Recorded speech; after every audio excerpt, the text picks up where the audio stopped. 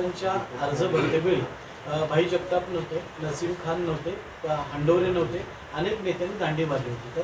तर तसं आहे नाही. बघा, शेवटी काय असतं की इच्छुक अनेक असतात, तिकीट एकालाच मिळतं आणि ज्याला तिकीट मिळालं तर तो नाराज होतो, यात काही अस्वाभाविक काही नाही आहे. परंतु मला वाटतं की वर्षा गायकवाड या मुंबई काँग्रेसच्या अध्यक्ष आहेत, त्यांना तिकीट देण्याचा निर्णय काँग्रेसच्या श्रेष्ठींनी घेतलेला आहे आणि ते मला वाटतं ताकदीने ती निवडणूक लढतील आणि जिंकतील याची मला खात्री.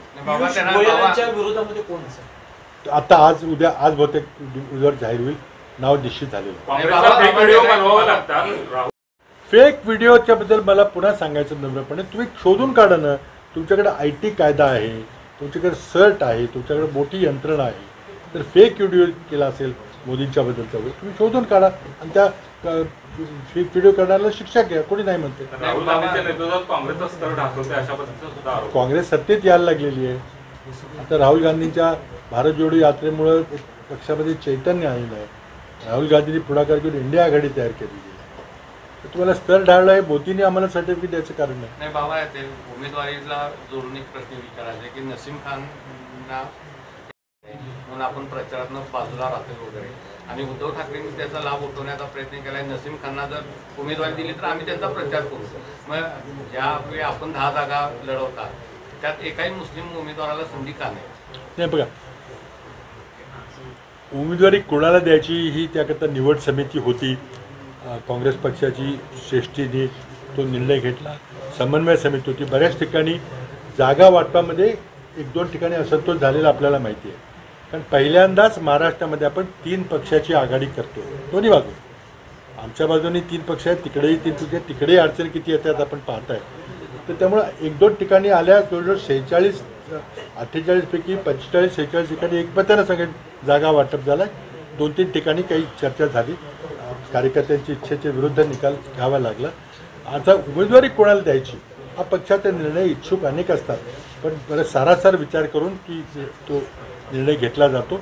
मला वाटतं नसीम खानचं पत्र मीही पाहिलेलं आहे, पण त्यांची समजूत काढली जाईल. ते आमच्या पक्षातले एक प्रभावी नेते आहेत. त्या मतदारसंघाची जी तुम्ही चर्चा केली त्यातले ते आमदार होते त्याच मतदारसंघात, आणि त्यामुळं त्यांना ते इच्छुक होते, त्यांना द्यायला पाहिजे होती. आता कोणालाही दिलं नाही मायनॉरिटीला, खरं आहे, म्हणजे अजून तरी खरं आहे, कारण एक जागा अजून शिल्लक आहे. परंतु मला वाटतं की तिथल्या स्थानिक परिस्थितीचा विचार करून तो निर्णय घेतला जातो. यावेळेला तो घेतला जातो. काँग्रेस संपत्ती अशा पद्धतीचा जो काही प्रचार होतोय नरेंद्र मोदींकडून, त्याचा काय लोकांवर परिणाम होईल असं वाटतं? बाबा, त्याला लागून एक प्रश्न. ऑक्सफॅमच्या रिपोर्टनुसार rich are becoming extra rich आणि गरीब होत चाललंय. मग हे कुठंतरी याचा पण विचार झाला पाहिजे ना. हे बघा, 2 गोष्टी म्हणजे एक्सपर्ट्स लोक म्हणतात की बाबा याचा पण 2 गोष्टी आहेत. पहिल्यांदा काँग्रेसच्या जाहीरनाम्यामध्ये जर थोडीशी जर प्राथमिक आपण नजर टाकली तर कुठेही मंगळसूत्र, महिलांचे दागिने, त्यांचं ऑडिट किंवा ते आम्ही डिस्काउंट घेऊ असं कुठेही उल्लेख नाही. आणि नरेंद्र मोदी एक सुशिक्षित माणूस आहे, म्हणजे जरी शिक्षण त्यांचं कमी झालं तरी त्याला जनरल नॉलेज आहे. ते असं का बोलतायत मलाही आश्चर्य वाटते. म्हणजे याचा अर्थ की त्यांचा आत्मविश्वास ढळलेला आहे का नाही ते तुम्ही बोलताय. आणि तुम्ही जर 405ची घोषणा तुम्ही करताय, मग काँग्रेसच्या जाहीरनाम्यात चर्चाच कशाला करताय? तुम्ही तुमच्या जाहीरनाम्याची चर्चा करा. त्यामुळं ते अगदी हास्यास्पद आहे. किंवा वारसा कराची जी चर्चा झाली तर सॅम पिट्रोडा काहीतरी बोलले आणि अमेरिकेतली काय परिस्थिती आहे ते सांगितलं. आता हे वास्तव आहे की अनेक देशामध्ये अशा प्रकारचा वारसा कर आहे, पण ते आहे असं म्हटलं की ते इथं आणणार आहेत किंवा ते आम्ही आणणार आहे, जाहीरनाम्यात कुठं उल्लेख आहे का? उलट राजीव गांधींनी असलेला वारसा कर 1985 साली रद्द केलेलं आहे. वास्तव सगळं आहे. त्यामुळे अशा गोष्टी ते काय घेतात मला काही समजायला झालं. तुम्ही आमच्या एखाद्या जाहीरनाम्यातल्या एखाद्या ओळीबद्दल की तुम्ही 1 लाख रुपये म्हणताय, तुम्ही पैसे कुठून आणणार असं काहीतरी विचारायचं उत्तर आम्ही देतो. किंवा असं काही तुम्ही विचारलं, तुम्ही जे काही बोललेलंच नाही त्यात तुम्ही बोलताय, त्याच्या मला फार मोठी आश्चर्य वाटते. माझा प्रश्न आपलं काय ऑक्सफॅमच्या रिपोर्ट इनइक्वेलिटी रिपोर्ट म्हणून एक आहे, ऑक्सफॅमचा रिपोर्ट आहे की भारतातली गरीब आणि श्रीमंत याच्यामधलं अंतर याच्यामध्ये जरी वाढत चाललेली आहे. श्रीमंत लोक अधिक श्रीमंत होत आहेत आणि गरीब हे अधिक गरीब होत आहेत, हे वास्तव आहे. पण त्याकरता अनेक उपचार आहेत. उदाहरणार्थ फॉर एक्झाम्पल भाजप सरकारने, मोदी सरकारने कंपन्यावरचा कर कमी केला, श्रीमंतावरचा कर कमी केला आणि त्यांना फायदा मिळाला. जवळजवळ 21 लाख कोटी रुपयाचा फायदा ह्या श्रीमंतांना मिळाला. नरेंद्र मोदी यांच्या चुकीच्या आर्थिक धोरणामुळं की त्यांना असं वाटतं की मोठ्या कंपन्यावरचा कर कमी केला की ते गुंतवणूक करतील, ती गुंतवणूक झालेली नाही आणि श्रीमंत होत आहेत आणि गरिबांच्यावर जो अनाठायी कर लादला जातो, तो कर म्हणजे कुठला, पेट्रोल डिझेलवर कर लादला जातो, GST कर लादला होते, खतावर कर वाढवला आहे. त्यामुळं गरिबांचं कंबरटं मोडतं आहे, ते अधिक गरीब होत आहेत. कित्येक लोक दारिद्र्य रेषेखाली जात आहेत, कोविडमध्ये बरेच खाली गेले आणि श्रीमंत होत आहेत. त्याचा आकडा आपण रोज बघतो की किती वाढतो. त्यामुळे ही एक वस्तुस्थिती आहे की आंतरराष्ट्रीय संस्थांच्या पाहणीनुसार भारतातील श्रीमंत आणि गरिबांची दरी नरेंद्र मोदी सरकारच्या काळात वाढत झाली. बाबा, ज्या पद्धतीने महाविकास आघाडीची निर्मिती झाली आणि उद्धव ठाकरेंना मुख्यमंत्री करण्यात आले, त्याच पद्धतीने पंतप्रधानासाठी पुढं पुशअप केलं जाते महाराष्ट्रातून, अशी चर्चा आहे. या संदर्भात असं आहे की महाविकास आघाडी जेव्हा 2019 साली स्थापन झाली तेव्हा 3 पक्षामधील सर्वात मोठ्या पक्षाचा नेता हा मुख्यमंत्री झाला. त्यावेळेला उद्धव ठाकरे यांच्या अखंड शिवसेनेकडं जास्त जागा होत्या, म्हणजे 56 काहीतरी होत्या. त्यानंतर राष्ट्रवादीकडे 54 होत्या आणि आमच्याकडे 45 काहीतरी होत्या. आता या वेळेला आपोआप मोठ्या पक्षाचा जर इंडिया आघाडी निवडून आली तर आपोआप मोठ्या पक्षाचा माणूसच पंतप्रधान होईल असं असायचं काही कारण नाही. उलट सगळ्यांनी मिळून चर्चा करून एखाद्या माणसाला दिलं, त्यामध्ये महाराष्ट्रातलं कोणी असू शकेल किंवा इतर राज्यातला आणू शकेल, त्यामध्ये काहीच अंतर नाही. हा पॅटर्न हा 1977 साली या देशानं पाहिलेला आहे.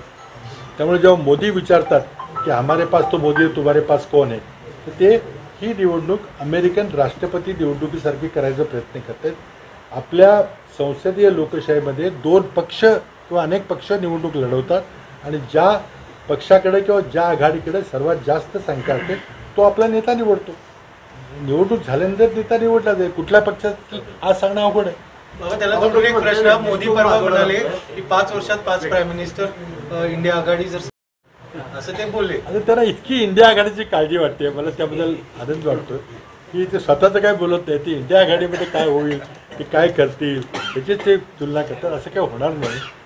पण ही लोकशाही आहे आणि ज्या पक्षाला किंवा ज्या आघाडीला या देशातील जनता बहुमत देईल त्या पक्षाचं सरकार देशात असेल, तो पक्ष आपला नेता निवडेल आणि तो नेता पंतप्रधान होईल.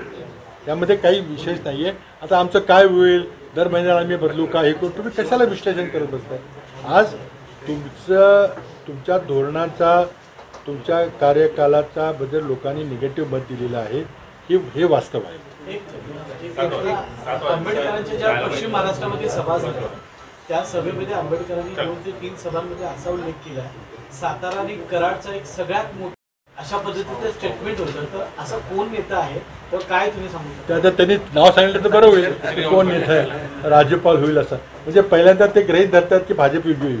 आमचं म्हणणं भाजप होणारच नाही, कारण राज्यपाल आम्ही नेहमी तुम्ही बाबा, एक शेवट. परवा मोदी साहेब म्हणाले की कर्नाटकमध्ये 27% आरक्षण. तर कालच त्यांचं स्टेटमेंट आहे. आज परत अमित शहानी प्रेस कॉन्फरन्स घेतली. काल पुण्यात पण मोदी बोलले की डीप फेक वापरून असे व्हिडिओज तयार केले जात आहेत. याच्यामध्ये जे बोललं नाही त्या गोष्टी टाकून, एस्पेशली रिझर्वेशनबद्दल, आणि त्याला काँग्रेसला ब्लेम करतात. आता असं आहे की मोहन भागवत बोलले का नाही ते तुम्हाला सगळ्यांना माहिती. तुम्हीच ती बातमी दिली होती. त्यानंतर त्यांनी ती माघार घेतली का चुकले म्हणून. तर डीप फेकचा प्रश्न असा आहे की मोदींच्या चेहऱ्याला लावून समजा काहीतरी वाक्य टाकलं तर काही समजून टाकते. मोदींच्याकडं याकरता प्रचंड मोठी सरकारी मशिनरी आहे. जरा काही झालं की लगेच त्या माणसांना तुरुंगात टाकतात. आणि मोदींनी डीप फेकबद्दल बोलावं ते म्हणजे आश्चर्यच आहे. पण आता काय झालं की या युगामध्ये कुठलंही तुम्ही स्टेटमेंट दिलं तिथे रेकॉर्ड होतं आणि ते आपल्याला काही बदलता येत नाही. मोदींना ते आता अंगलट यायला लागलेलं आहे. त्यामुळं ते काही यूट्यूब चॅनलबद्दल बोलत आहेत. मला वाटतं त्यांचा रोख कदाचित तरी नाव घेतलं नसेल.